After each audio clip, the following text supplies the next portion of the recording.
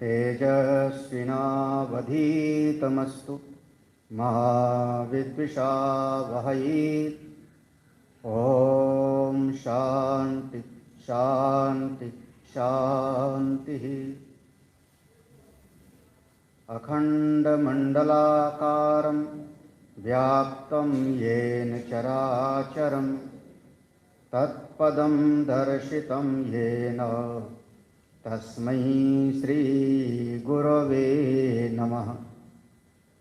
अज्ञानतिमिरान्धस्य ज्ञानाञ्जनशलाकया चक्षुरुन्मीलितं येन तस्मै श्रीगुरवे नमः। गुरोर्ब्रह्मा गुरोर्विष्णु गुरोर्देवो महेश्वरः गुरोर्साक्षात् परं ब्रह्म तस्मै श्रीगुरवे नमः। त्वमेव माता च पिता त्वमेव बन्धोश्च सखा त्वमेव विद्या द्रविणं त्वमेव सर्वं मम देवदेवो। गजाननं भूतगणादिसेवितं कपित्थजम्बोफलचारुभक्षणम् उमासुतं शोकविनाशकारकं नमामि विघ्नेश्वरपादपङ्कजम्। मनोजवं मारुततुल्यवेगं जितेन्द्रियं बुद्धिमतां वरिष्ठं वातात्मजं वानरयोथमुख्यं श्रीरामदूतं शरणं प्रपद्ये। सच्चिदानन्दरूपाय विश्वोत्पत्त्यादिहेतवे तापत्रयविनाशाय श्रीकृष्णाय वयं नुमः। नारायणं नमस्कृत्य नरं चैव नरोत्तमं देवीं सरस्वतीं व्यासं ततो जयम् उदीरयेत्। यं प्रव्रजन्तमनुपेतमपेतकृत्यं द्वैपायनो विरहकातरया जुहाव। पुत्रेति तन्मयतया तरवोऽभिनेदुः तं सर्वभूतहृदयं मुनिमानतोऽस्मि। श्रीशुक उवाच भारतस्तु महाभागवतो यदा भगवता अनितल परिपालनाय संचिततः तद अनुशासनपरः पंचजनिं विश्वरूपदुहितरम् उपहेमि। तस्यामुहावा आत्मजन कासन्ने अनुरूप अनात्मनः पंचजनयामास। भूताधिभूतसूक्ष्माणि सुमतिं राष्ट्रधितं सुदर्शनम् आवरणं धूम्रकेतुम् इति अजनाभं नाम द्वैतवर्षम्। अजनाभं नाम एतद्वर्षं भारतम् इति यत आरभ्य व्यपदिशन्ति।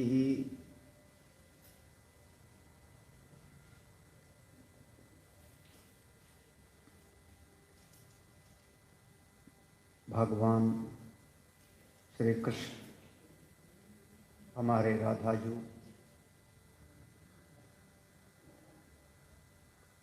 वो हमारी इस पवित्र भूमि पर आके लीला करते हैं।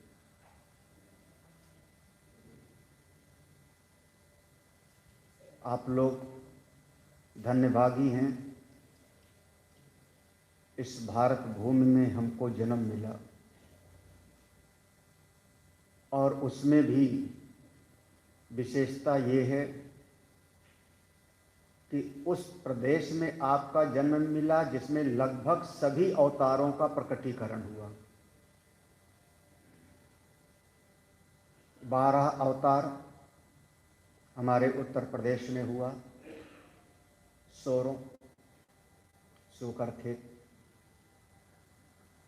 ज़्यादातर उत्तराखंड जो पहले उत्तर प्रदेश का ही हिस्सा था वहीं पर और घटनाएं घटी, भगवान के वहीं पर और अवतार हुए। और सबसे ज़्यादा प्रसिद्ध भगवान राम और कृष्ण तो हमारे इस उत्तर प्रदेश में ही हुए। ऐसी गौरवशाली भूमि में आप का जन्म मिला, ये ईश्वर की कृपा है। और तब समझ में आता है जब थोड़ा बाहर भी घूम लो, तब बाहर भी घूमो तब पता लगता है। अपने ही देश में, भारतवर्ष में ही ऐसा देश भी हैं जहाँ पर 90% सबके सब मांसाहारी हैं। सड़क पर चले जाओ तो जैसे हमारे यहाँ सब्जी बिकती है वैसे वहाँ पर दूसरा सामान बिकता है, भीड़ है। 3-3, 4-4 दिन तो भूखे रह करके चले आए हम। क्या खाओ आप, कहाँ खाओ? आपके यहाँ पर सड़क पर चले जाओ तो कम से कम लिखा होता है शुद्ध शाकाहारी भोजनालय, ऐसा लिखा होता है। वहाँ पर एक वेजिटेरियन होटल ढूंढना हो तो आप 4 घंटा घूमो तो भी शायद ना मिले। अपने ही भारतवर्ष में ऐसे भी जगह हैं, ऐसी भी जगह। तो भगवान की अचिंत्य कृपा है, बहुत बड़ी कृपा है उस भूमि पर। अच्छा, हमारे देश का नाम भारतवर्ष क्यों पड़ा? तो लगभग विद्यालय में हम लोगों को यही पढ़ाया गया था कि एक राजा थे दुष्यंत, उनकी पत्नी थी शकुंतला, उनका बेटा था भरत और उसी के नाम से हमारे देश का नाम भारतवर्ष पड़ा। ये हमको विद्यालय में, ये विद्यालय वाली शिक्षा है, यही पढ़ाया गया था।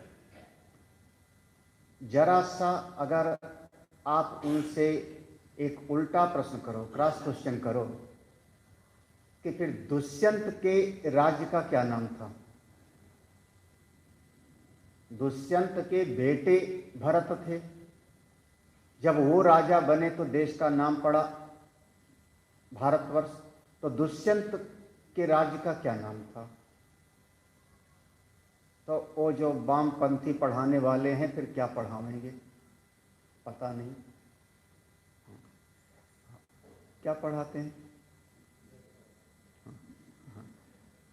भाई उनके पहले भी तो था, उनके पहले भी तो हमारा देश था, उसका नाम क्या था?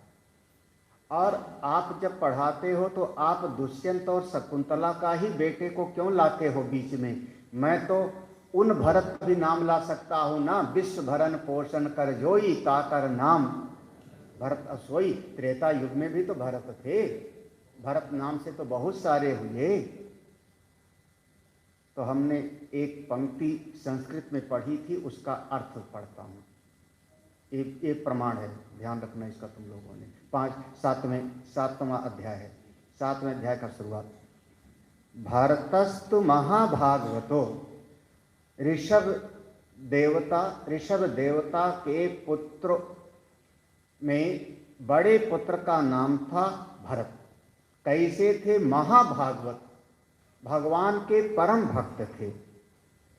जब वो राजा बने, यदा भगवत अवनीतल परिपालनाय, अवनीतल इस पृथ्वी का पालन करने के लिए वो ऋषभ देवता के पुत्र भरत जी तैयार हुए, तब संचिंतितः तद अनुशासन परः, पूरी पृथ्वी को उन्होंने धन धान्य से पूर्ण कर दिया था। पांचजनी विश्वरूप दुहितरम, विश्वरूप नाम के प्रजापति की कन्या थी जिसका नाम था पांचजनी, उनके साथ में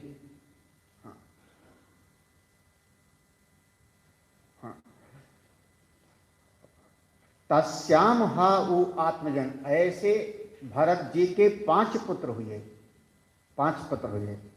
तस्याम उ हावा आत्मजान का सन्नी, और उनके अपने जैसे 5 पुत्र हुए। कौन से?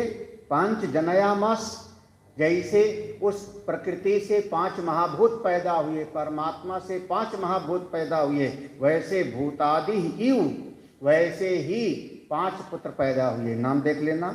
सुमतिम पहला बेटा, राष्ट्रभृत, सुदर्शनम, आवरणम और धूम्रकेतु, ये 5 पुत्र भरत के हुए। बड़े का नाम था सुमति।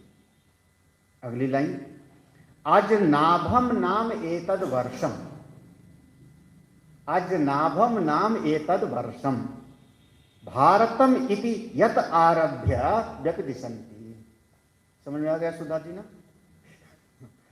हमारे देश का पहले नाम था अजनाभ वर्ष, अजनाभ वर्ष के नाम से चलता था। लेकिन जब ये भरत जी राज संभाले और प्रजा सारी सुखी हुई गई, तो इन भरत जी के नाम से, जो ऋषभ देवता के पुत्र थे, इनके नाम से हमारे देश का नाम चला, जिसका नाम पड़ा भारत। अब देखो यहां तो लिखा हुआ है भागवत जी में, है ना, स्पष्ट लिखा।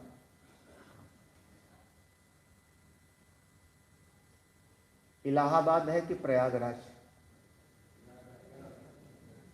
इलाहाबाद या प्रयागराज?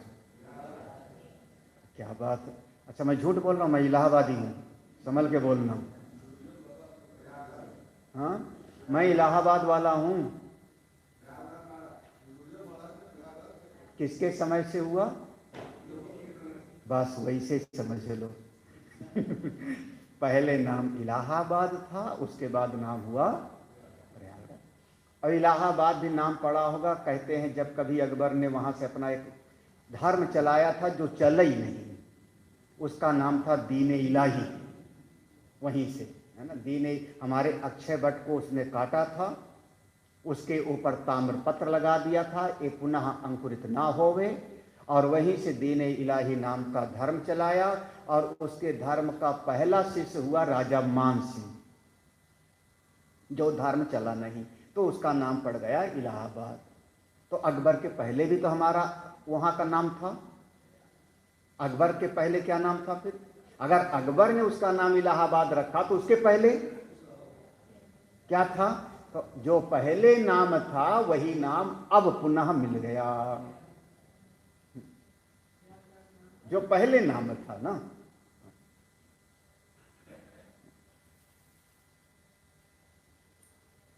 तो खैर ऐसे देखो, भारत हमारे देश का नाम समझो। भा माने प्रकाश, सूर्य देवता को हम भास्कर कहते हैं, भासमान है, भा माने प्रकाश। हम उस देश के लोग हैं जो प्रकाश में रत रहते हैं, ज्ञान में डूबे रहते हैं, इसलिए भारत। हम ज्यादा धन पर जोर नहीं दिए, जिन्होंने धन पर जोर दिया वो दूसरी कंट्री है। धन और भोग पर जोर देने वाले और हैं। हमारे देश में ज्ञान की पूजा थी, ऋषियों की पूजा थी, त्यागियों का सम्मान था महाराज, जिनके भीतर ज्ञान वृद्ध हैं, अनुभव है। तो भा माने ज्ञान, प्रकाश, रत माने डूबा हुआ। डूबा हुआ यानी कैसे? जैसे जलेबी चाशनी में। अच्छा, जलेबी वो बनाओ और चाशनी में न डुबो फिर खाना। तो जलेबी बनाया और चाशनी में डुबोया तब मीठी हुई ना, उसको कहते रत, डूब जाना। ऐसे हमारा वो देश है जहां ज्ञान में डूबे रहते थे लोग, उनका सम्मान था। हमारे देश के नाम के साथ जोड़ा वर्ष, और किसी देश के नाम के साथ वर्ष नहीं जुड़ा होगा। और हमारे देश का सौभाग्य है कि हमको ऐसे शासक मिले जो अब पुनः कह रहे हैं भारत। अब वो वाला नाम पीछे जा रहा है धीरे धीरे। हाँ, आप इंडियन हो या भारतीय। अब चूंकि संविधान में वो शब्द लिखा हुआ है, संविधान की पहली लाइन है कि ये जो इंडिया है उसी को भारत कहते हैं। जिसको इंडिया कहा जाता है उसी को भारत कहते हैं। यानी उन्होंने टॉप में रखा क्या? इंडिया। क्यों विनोद चंद्रभाल, कैसा लगेगा? है ऐसे संविधान में, है ना? तो जो इंडिया है उसी को भारत कहते हैं, तो भारत शब्द सेकेंडरी कर दिया। अब फिर से हमारा वो गौरव आ रहा है। अच्छा, वर्ष माने वर्षा, ऐसे समझ लो। मेघ के पास जल है तो वर्षा करता है, और जिसके पास जो होता है वही तो देता है किसी को। आपके पास जमीन है, किसी को जमीन दे दो। आपके पास में पैसा है, किसी को पैसा दे दो। आपके पास में जो होगा वही दूसरे को दो। अब कोई हमसे कहे महाराज गुरुजी आप हमको 2 बीघा जमीन दे दो, है ही नहीं तो कहां से दूं? देने के पहले आपको अपनी झोली में होना चाहिए, तभी तो आप किसी को कुछ दोगे। एक पूरा सिद्धांत समझिए इस बात को। जिसके पास जो होता है वही वो दूसरे को देता है। तो जिसके भीतर ज्ञान होगा वो ज्ञान देगा, जिसके भीतर प्रेम होगा प्रेम बांटेगा, जिसके भीतर घृणा होगी वो घृणा देगा, जिसके भीतर राग द्वेष होगा राग द्वेष देगा, जो स्वयं दुखी होगा वो समाज में भी दुख बांटेगा। जो भीतर है वही आप बांटते हो। तो क्योंकि मेरे भारतवर्ष के लोग ज्ञान में डूबे रहते थे, तो वर्षा भी किसकी होती थी? ज्ञान की वर्षा होती थी। इसलिए हमारे देश का नाम हुआ भारतवर्ष। जिनके नाम से चला उनका नाम भरत, ऋषभ देवता के पुत्र हैं। चित्त में वैराग्य पैदा हुआ। यहां से आप समझना, ये निवृत्ति की कथा है। 2 मार्ग हैं। कभी गीता पढ़ना तो ध्यान रखना, गीता जी में कहा गया है लोकेस्मिन् द्विधा निष्ठा पुरा प्रोक्ता मयान ज्ञान योगेन सांख्यानां कर्म योगेन वेदोक्त दुविधो ही धर्म लक्षणम प्रवृत्तिम च निवृत्ति। वेद में 2 प्रकार के मार्ग बताए हैं श्रुतियों ने, एक निवृत्ति का, एक प्रवृत्ति का, एक त्याग का और एक कर्म का। ये 2, जैसे हमने कथा में सुना होगा, ध्यान रखना कि ब्रह्मा जी से पहले कौन पैदा हुए थे? सनत कुमार जी। कल की कथा भूल गए होंगे तो फिर लिंक नहीं जुड़ेगा। पहले सनत कुमार जी पैदा हुए, ब्रह्मा जी ने कहा गृहस्थी बनो, और वो चले गए भजन करने के लिए ना, सुना था, ध्यान है। उसके बाद फिर ब्रह्मा जी से नारद जी पैदा हुए थे। ब्रह्मा जी ने कहा था नारद गृहस्थी बनो, मना कर दिया था, वो भी चले। तो इस सृष्टि में पहले आया निवृत्ति का मार्ग, त्याग का मार्ग। उसके बाद फिर पैदा हुए मनु और उनसे सृष्टि चली। तो ये निवृत्ति का मार्ग हो गया त्याग का, और प्रवृत्ति का मार्ग हो गया कर्म का। ये 2 मार्ग हमेशा से था, अभी भी है और आगे भी रहेगा। त्याग के मार्ग से भी आप परमात्मा तक पहुंचते हो, और प्रवृत्ति के कर्म के मार्ग से भी आप परमात्मा को पा सकते हो, बशर्ते सही तरीके से प्रवृत्ति करे तो, सही तरीके से कर्म करे तो भरत जी की कथा निवृत्ति की कथा है। निवृत्ति करो तो ऐसे, और तुरंत इसके बाद आएगा कि प्रवृत्ति करो तो कैसे, तो आगे आएगा अजामिल की कथा। ये 2 कथा का क्रम समझना। निवृत्ति करो तो ऐसे भरत के जैसे, और प्रवृत्ति करो तो अजामिल के जैसे। एक बार काशी में कबीर साहब के पास में कोई एक बालक आया। वो अपना कुछ चरखे पर बैठ के ताना बाना से बुन रहे थे कपड़ा, जुलाहा थे, काम कर रहे थे। वही दोपहर का समय है। उस बच्चे ने कबीर साहब से कहा हमारे परिवार वाले हमको विवाह करना चाह रहे हैं, शादी करना चाह रहे हैं, आप बताइए मैं क्या करूं, आप बताइए।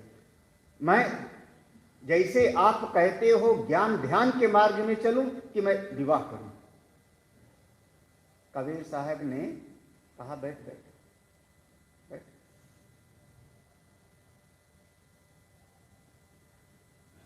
जोर से बुलाया, अपनी पत्नी को नाम दिया, क्योंकि कबीर साहब गृहस्थ थे, 2 बच्चे थे, कमाल और कमाली। अरे सुनती हो, यहां कुछ दिखाई नहीं पड़ रहा, थोड़ा दिया तो लेके आ जा। उस जमाने में लकड़ी का दीवट बनता था, तेल से जलता था, दिया ले आ। दोपहर का समय था। पत्नी चुपचाप दिया जलाई, दिया ला करके और उनके पास में रख दिया। आजकल के तो कोई ऐसा नहीं करे। आजकल के कहें कि तुम्हारी आंख में कोई समस्या है क्या, आंख खोल के इतनी धूप में दिखाई नहीं पड़ रहा है, ला करके रख दिया। कबीर साहब ने कहा देख देख, ये भगत आया हुआ है बेचारा, कितनी देर से बैठा हुआ है, कुछ इसको दूध पिलाओ। समझ गए मन का भाव समझ गए। वो 2 गिलास में दूध लाई और जानबूझ करके 1-1 चम्मच नमक डाल दिया, गुड़ की बजाय नमक डाल दिया, और 1 गिलास कबीर को, 1 गिलास उसको। कबीर साहब तो पी गए, और जैसे वो पिया बिल्कुल उन्होंने कहा ठीक है तू जा, अब जा। उसने कहा महाराज आपने तो हमको बताया ही नहीं, हम विवाह करें कि ना करें, विवाह करें कि ना करें। कबीर साहब ने कहा अच्छा एक यहाँ एक महात्मा रहते हैं, बहुत बढ़िया महात्मा है, बहुत अच्छे महात्मा है, चल उनसे पूछते हैं। अब उसको लेकर के एक संत के पास गए। वो संत दूसरी मंजिल पे रहते थे, दूसरी मंजिल पे, बुजुर्ग संत 70-80 साल के। कबीर साहब नीचे से आवाज दी, ए महाराज सुनिए सुनिए, एक प्रश्न है। वो बेचारे महात्मा ऊपर से सीढ़ी उतरते उतरते नीचे आए। हाँ अरे कबीर, हाँ बता। कहा महाराज आपका नाम क्या है? अच्छा, वो महात्मा जी ने अपना नाम बता दिया, और नाम बता करके बस बोले हाँ बस इतना। ऊपर से जब ऊपर पहुंचे तो नीचे से कबीर साहब फिर चले, ए महाराज सुनिए सुनिए, एक प्रश्न है। ए महाराज, बेचारे बुजुर्ग महात्मा फिर से उतरे नीचे। क्या हुआ? बोले अरे भूल गया, नाम क्या है आपका? आपका नाम क्या है? फिर से बता दिया, फिर चले गए। फिर तीसरी बार भी बुलाया, महाराज सुनिए। वो महात्मा बेचारे फिर से नीचे उतरे। अब क्या है? बोले महाराज भूल जाता हूं, पक्का करा रहा हूं, 3 बार में पक्का होता है, आप बताइए आपका नाम क्या है? साथ वाला भी आश्चर्यचकित। अब वो नाम बता के नाम बताए चले गए ऊपर। कबीर साहब ने कहा तू समझा अब? उसने कहा महाराज नहीं। बोले देख, अगर त्याग और महात्मा बन तो इस महात्मा के जैसे। हम 3 बार बिना मतलब के ऊपर से नीचे बुलवाए, इतनी सीढ़ियां चढ़ के उतर के नीचे आए, और फिर भी एक बड़े प्यार से हमको समझाए। जब समाज में तुम जाओगे तो तरह तरह के लोग मिलेंगे, और छोटी छोटी बात में अगर विक्षिप्त हो जाओगे तो फिर आप समाज के साथ कोई भला का काम, इतना सहन शक्ति हो। हम हमेशा कहते हैं एक शब्द, जो सहे उसी का नाम साधु, जो सह ले उसका नाम साधु। अगर साधु बनो तो इसके जैसे। और महाराज गृहस्थ, अब बोले हाँ गृहस्थी बनो तो मेरे जैसे। हाँ मेरे जैसे, मैं गृहस्थ हूं, मैंने दोपहर में मांगा दिया, और मेरी पत्नी ने बिना किसी ना नुकुर के दिया ला के रख दिया। पत्नी हमारी ऐसी। और उसने गलती से दूध में नमक डाल दिया शक्कर की जगह पे। हमने कोई एक शब्द बोला नहीं, बल्कि उसको, गृहस्थी बनो तो मेरे जैसे और महात्मा बनो तो इसके जैसे। आप कैसे बनोगे आप जानो।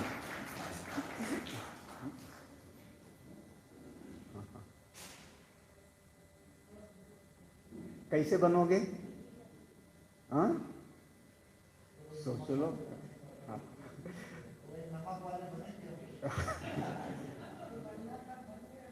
हाँ ये देखो, ये सही बोला सुभाष जी ने। जो बनना था बन गए, तुमको हम ही जानते हैं अच्छी तरह से। बोलिए सच्चिदानंद भगवान की, वृंदावन बिहारी लाल की। तो ये दो मार्ग हैं, एक निवृत्ति का और एक प्रवृत्ति। ये दोनों में से किसी को छोटा बड़ा मत कहना। ये छोटा बड़ा जो कहते हैं ना, वो बहुत बच्चे हैं अभी विचार में। दोनों वैदिक हैं, दोनों वैदिक हैं, अनादिकाल से चला आ रहा है हमारा। निवृत्ति के मार्ग की कथा सुनाई है भरत जी की कथा। देखो, भरत जी सम्राट थे, लेकिन वैराग्य पैदा हुआ, उन्होंने अपने बेटे को गद्दी सौंपी और भरत जी जंगल में चले गए तपस्या करने के लिए।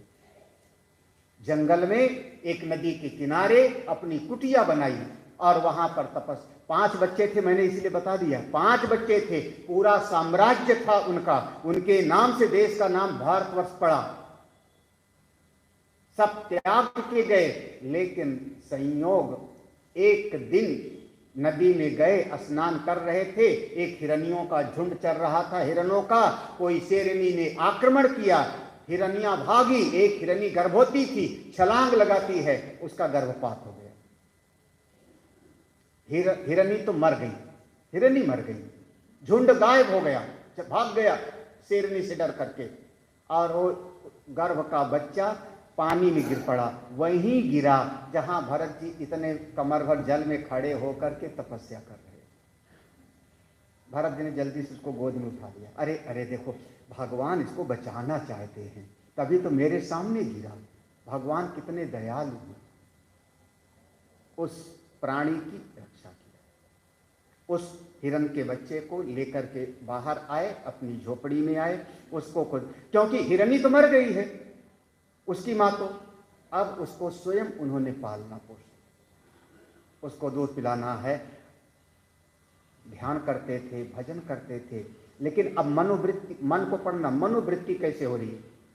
अब समय हुआ संध्या बंदन का, शाम के समय का संध्या बंदन का समय हुआ, तो संध्या बंदन जैसे रोज करते थे, आंख बंद के गायत्री जाप करते थे, अब वो आंख नहीं बंद करते। अरे ये बच्चा है हिरण का, छोटा बच्चा है, इसको छोड़ दूंगा और आंख बंद कर दूंगा, तब तक कोई जंगली जीव खा गया तो बच्चे की रक्षा करनी है, नहीं। उस बच्चे के लिए अब संध्या बंदन में आंख नहीं बंद करते।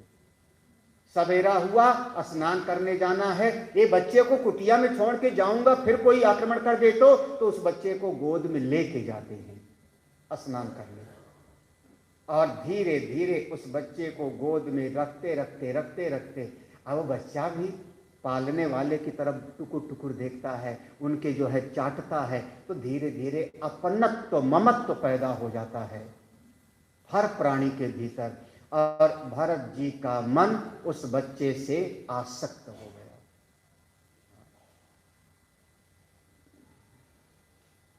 कोशिश करना समझने का क्या होना चाहिए था, कहां पर चूक हो गई। उस बच्चे को बचाने में कोई बुराई नहीं थी, बच्चे को पालने में कोई बुराई नहीं थी, वो दया का भाव था, वो करुणा कृपा का भाव था। लेकिन उससे जो आसक्ति बन गई, उसकी आसक्ति में इतना हुआ कि संध्या बंदन छूटा, भजन छूटा, भगवान का ध्यान भजन छूटा। कुछ समय के उपरांत जब वो हिरण का बच्चा बड़ा हुआ, मेरा जो कहना है, जब बच्चा बड़ा हो गया तो उसको छोड़ देना चाहिए था। कहाँ चूक हो रही, कोशिश करना समझने का, मैं कह रहा हूँ। जैसे पशु भी अपने बच्चे का ध्यान रखता है, एक गाय के बच्चे को पकड़ के देखो मारेगी, बिल्ली के बच्चे को पकड़ने जाओ काट खाएगी। यहाँ शायद शुक्रताल में बंदर बहुत है ना, हमारे हनुमान जी की पार्टी चारों तरफ। आपके कपड़े तो नहीं फाड़े ना भी, हाँ, इसीलिए सब जगह पर जाली लगवा रखा है महाराज जी ने।